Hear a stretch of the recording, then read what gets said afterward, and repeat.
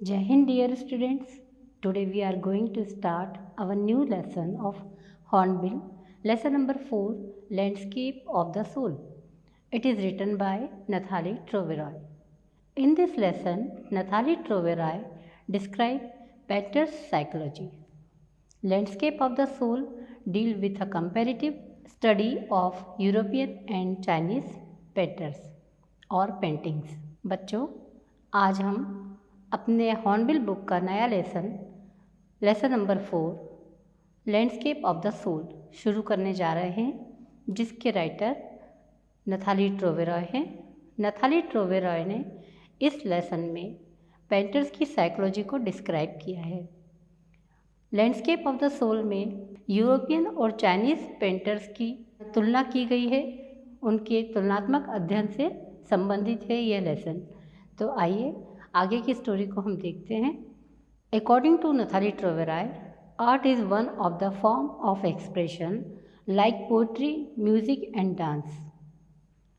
Art वो कला है, वो फॉर्म है जो कविता और डांस की तरह अपनी अभिव्यक्ति को जताने का एक तरीका है। These expressions can not be defined and have to felt और एक्सपीरियंस। ये एक्सप्रेशन, इस अभिव्यक्ति को परिभाषित नहीं किया जा सकता, केवल इसे महसूस किया जा सकता है। The writer take up 3 important area of discussion. इस लेसन में राइटर ने 3 पॉइंट लिए हैं जिस पर उसने डिस्कस किया है। First point, short story related to Chinese and European paintings. उनकी जो पहली स्टोरी है वो चाइनीज़ और यूरोपियन पेंटिंग से जुड़ी हुई है। सेकंड पॉइंट है डाओइज्म, यानी 2 रूप बताए हैं। डाओइज्म यानी एक चाइनीज़ पेंटिंग जिसमें कि हम एक अपने उनके बताए तरीके से हम उसमें एंटर करते हैं। दूसरा है ब्रह्मांड के रहस्य। थर्ड पॉइंट है how one of the philosophical doctrines of Daoism called shanshui. Daoism के दार्शनिक सिद्धांत में सेंशुई क्या है। To learn further story let's we read the lesson.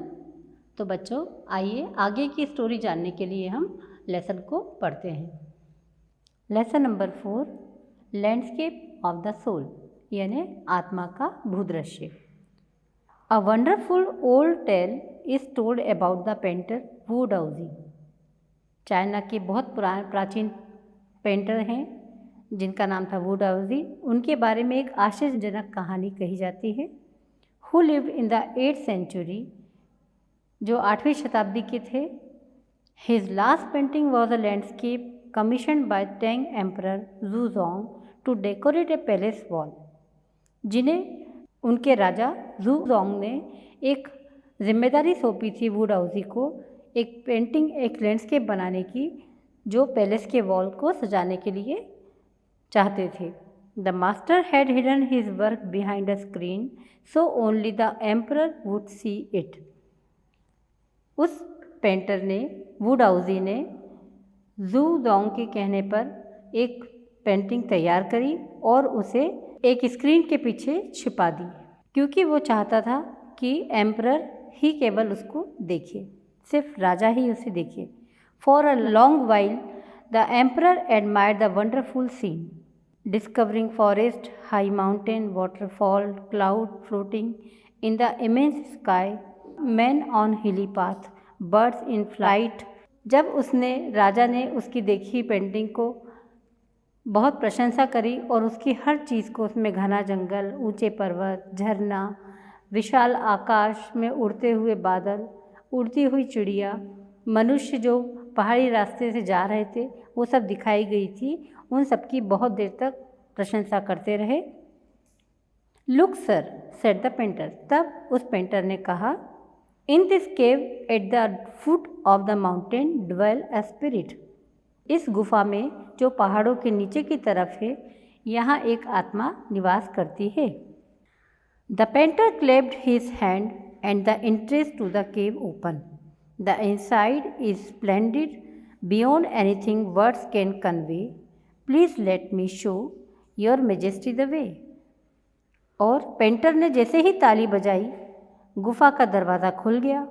The inside of splendid beyond anything, और बिना किसी शब्दों को बयान करे, उसने कहा, पेंटर ने कहा कि please let me show your majesty the वे, कि आइए महाराज मैं आपको अंदर की खूबसूरती को दिखाता हूँ, क्योंकि ये शब्दों में नहीं कही जा सकती, कृपया मेरे साथ चलें।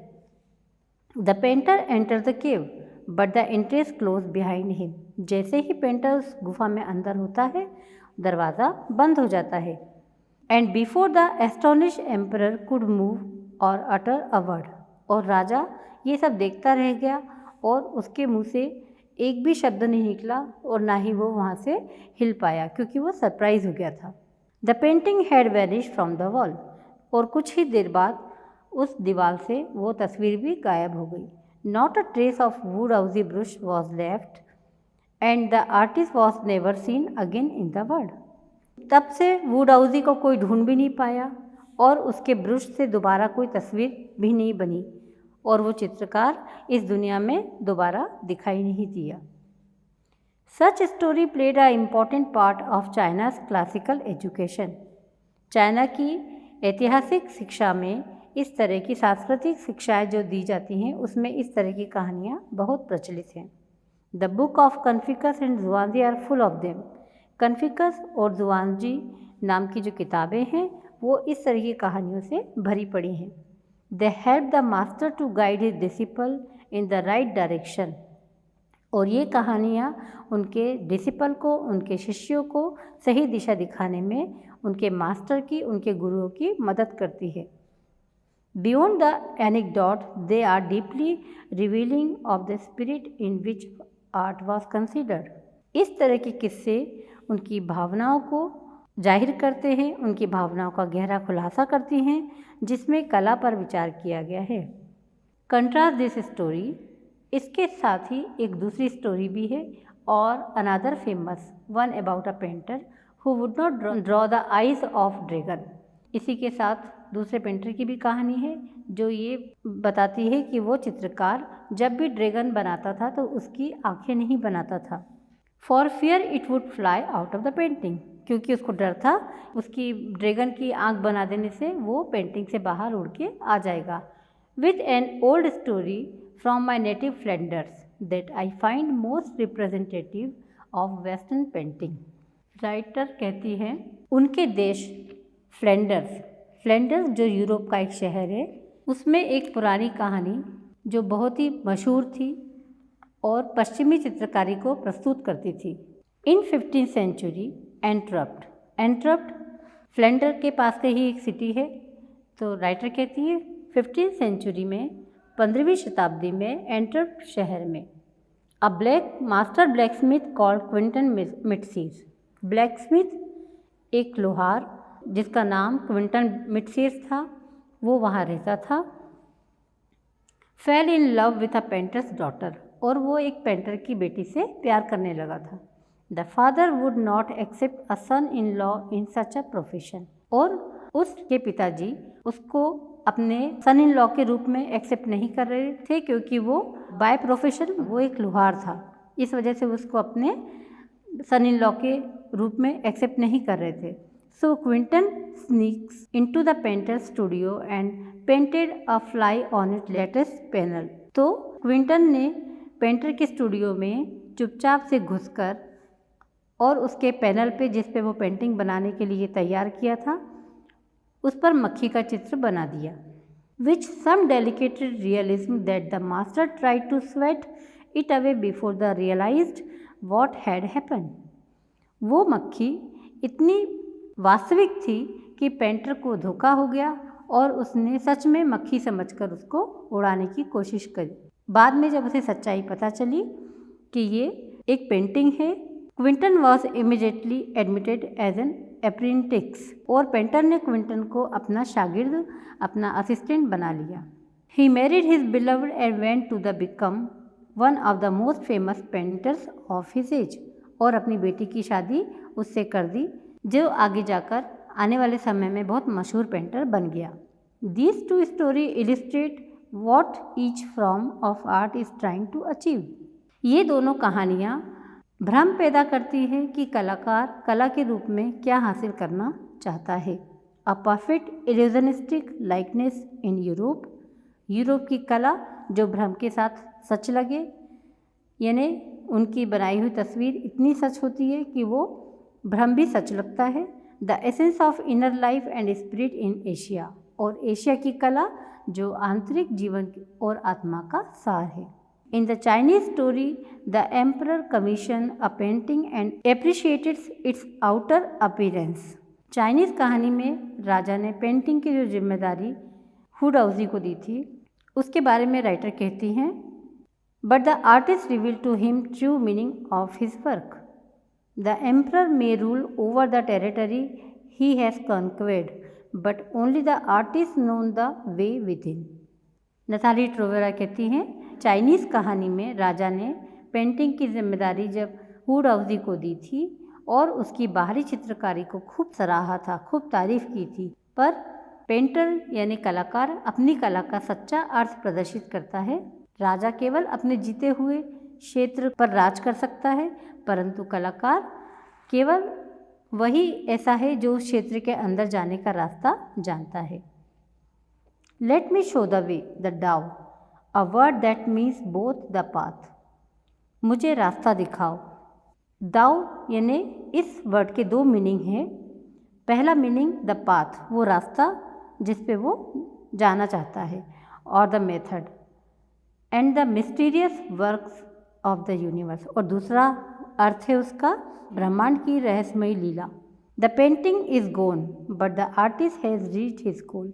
वु डाउजी की बनाई हुई पेंटिंग में वु डाउजी पेंटिंग के साथ गायब हो गया, परंतु कलाकार जो है वो अपनी मंजिल को पा गया। बियॉन्ड एनी मटेरियल अपीयरेंस, बिना किसी सामग्री की उपस्थिति के। A classical Chinese landscape is not meant to reproduce an actual view as would a western figurative paintings. China की जो लैंडस्केप है उसमें वास्तविक दृश्य दिखाने की कोशिश नहीं करता, जबकि यूरोपियन पेंटर चाहता है कि आप उसकी पेंटिंग को उसकी आंखों से देखें। Where is the European painter want to borrow his eyes and look at a particular landscape exactly as he saw. जबकि यूरोपियन पेंटर चाहता है कि आप उसकी बनाई हुई पेंटिंग को उसकी आंखों से ही देखें, और उसने इस प्राकृतिक दृश्य में जो कुछ दिखाया है वो ही सच है। From a specific angle the Chinese painter does not choose a single view point. European painters की जो पेंटिंग होती है उसके हर एंगल से वो हूबहू वैसा ही उतारता है जैसा कि वास्तविकता है, लेकिन Chinese painter does not choose a single view point. लेकिन चाइनीज़ पेंटर अपने दृश्य में कोई भी पॉइंट चूज़ नहीं करता है। वो चाहता है कि देखने वाला व्यूअर अपने आँखों से उसकी बनाई हुई पेंटिंग को देखे और अपने दिमाग से उसको सोचे। His landscape is not a real one and you can enter it from any point. Chinese painter का जो लैंडस्केप होता है वो वास्तविक नहीं होता, आप उसमें किसी भी पॉइंट से एंटर कर सकते हैं, देन ट्रेवल इन इट, और उसमें घूम के आ सकते हैं। The artist create a path for your eyes to travel up and down. Chinese artist आपको एक रास्ता देता है जिसमें आप उसकी पेंटिंग में ऊपर से नीचे तक किसी भी पॉइंट से घूम सकें। The artist create a path for your eyes to travel up and down and then back again in a leisurely movement. This is even more true in the case of horizontal scroll. और ठीक इसी तरीके से एक और Chinese painting के बारे में राइटर बताती हैं। The horizontal scroll in which the action of slowly opening one section of the painting then rolling it up to move on the other add a dimension of time which is unknown in any other form of paintings.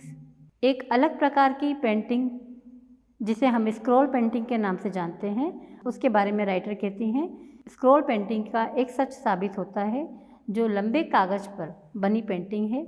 जैसे जैसे हम painting के एक भाग को खोलते हैं और फिर इसे ऊपर की तरफ समेटते हैं ताकि दूसरा भाग खुल सके।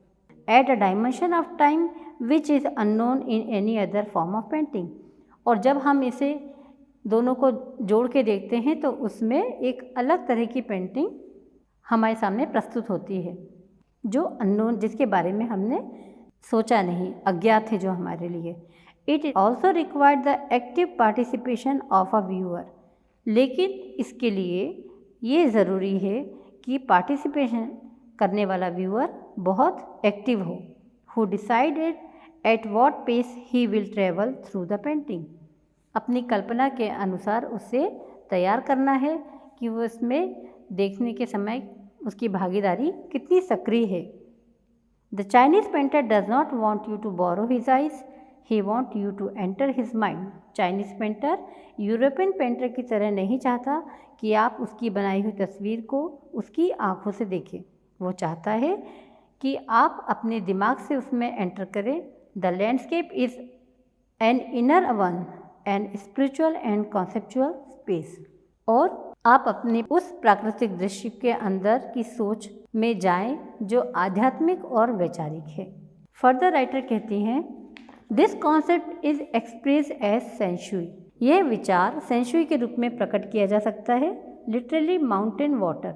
और माउंटेन और वाटर दोनों शब्दों को मिलाकर जो अर्थ बना है उसको कहते हैं landscape. More than two elements of an image, this represent two complementary poles. इसमें लैंडस्केप एक आकृति होती है, पर उसके जो तत्व हैं माउंटेन और वाटर एक दूसरे के पूरक हैं, और ये ब्रह्मांड के दाउस विचार को प्रकट करते हैं। Two complementary poles reflected the Daoist view of the universe. ये दाउस के विचार को प्रकट करते हैं। दाउस का विचार ये कि एक माउंटेन और एक वाटर जो सृष्टि का निर्माण करते हैं। The mountain is yang, reaching vertically towards heaven. Mountain, जिसको यांग कहा गया है, जो आसमान की तरफ सीधा देखता है, स्टेबल होता है, warm and dry in the sun, और सूर्य की तरह गर्मी होती है और वो ड्राई होता है। While the water is yen, horizontal and resting on the earth. और येन जब धरती के समांतर है, द्रव्य रूप में है, नमी भरी हुई है और कूल है, मॉइस्ट एंड कूल, यानी नमी है उसमें और वो ठंडी है। The interaction of yen and representative feminine except of universal energy. यहाँ येन को नारी के स्वरूप में प्रस्तुत किया गया है, and it's counter part young, और जो उसका काउंटर पार्ट है, उसका जो साथी है, उसे यंग कहा गया है, एक्टिव एंड मस्कुलाइन, और उसको पुरुष के रूप में प्रस्तुत किया है। It is course of fundamental notion of Daoism, और डाउज्म का निश्चित रूप से मूलभूत विचार है। What is often overlooked is an essential third element, और जिस तीसरे एलिमेंट को अक्सर नज़रअंदाज कर दिया जाता है वो तीसरा तत्व है इनके मिलने का पॉइंट, जहाँ पर्वत और नदी मिलते हैं, जिसे हम मिडिल वॉइड कहते हैं, where their interaction take place, और यही इनका मिलन होता है। This can be compared with the yogic practice of pranayama. इसे हम यौगिक क्रिया प्राणायाम के द्वारा भी समझ सकते हैं। ब्रीथ इन, रिटेन, ब्रीथ आउट, जिसमें हम सांसों को अंदर लेते हैं, रोकते हैं, रिटेन करते हैं, और ब्रीथ आउट, श्वास को बाहर छोड़ते हैं। The suspension of breath is the void. श्वास को रोकने की जो प्रक्रिया, जिसे हम शून्य की स्थिति से दर्शाते हैं, इज़ कॉल्ड मेडिटेशन अकॉर, जिसके कारण मेडिटेशन की क्रिया पूर्ण होती है। The middle void is essential.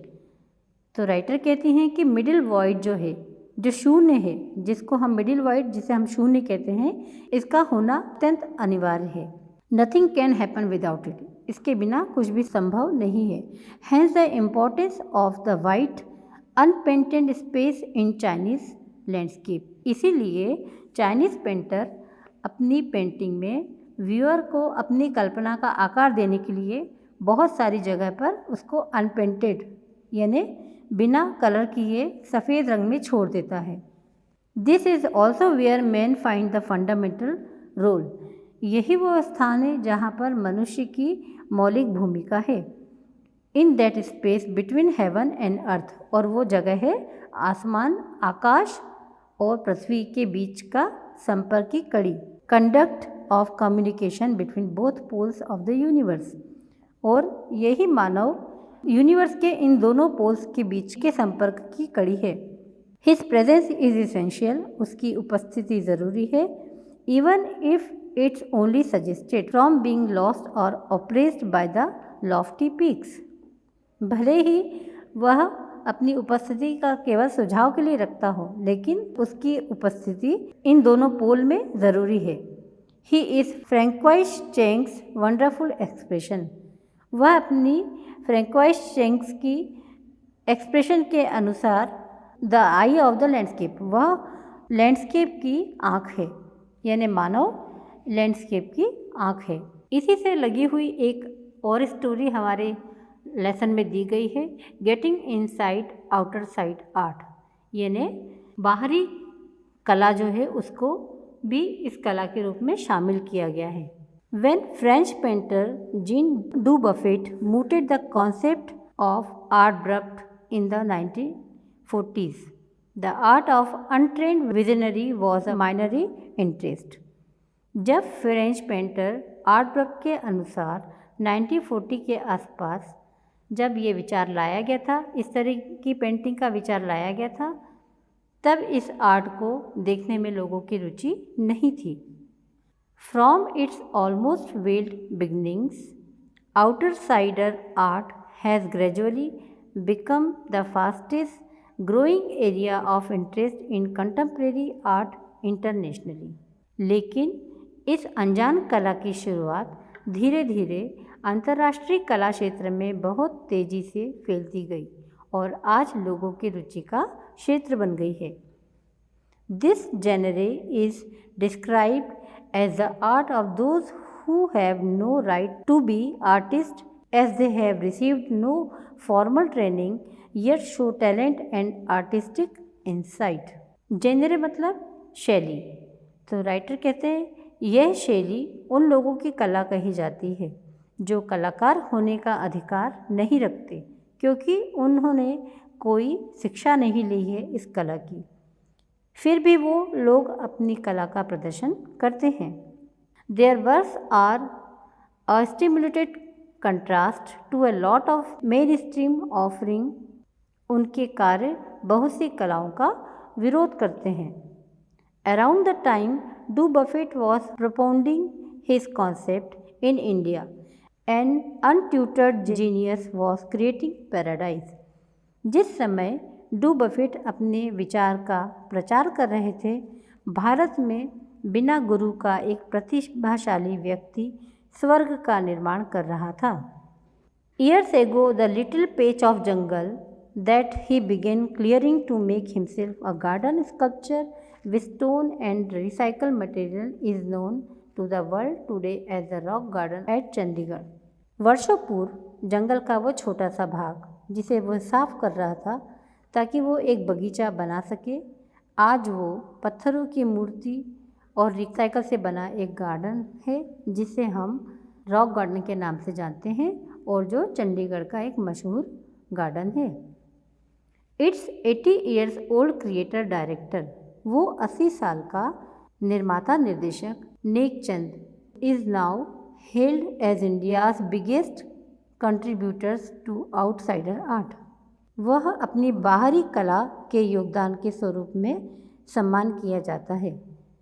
Raw vision, a UK based magazine pioneer in outsider art publication features Nek Chand. Raw vision जो यूके बेस्ड की एक मैगज़ीन है, उसके pointer in outsider art publication, उसमें बाहरी कला की जो खूबियाँ हैं लोगों की उसको उसमें प्रकाशित करती हैं।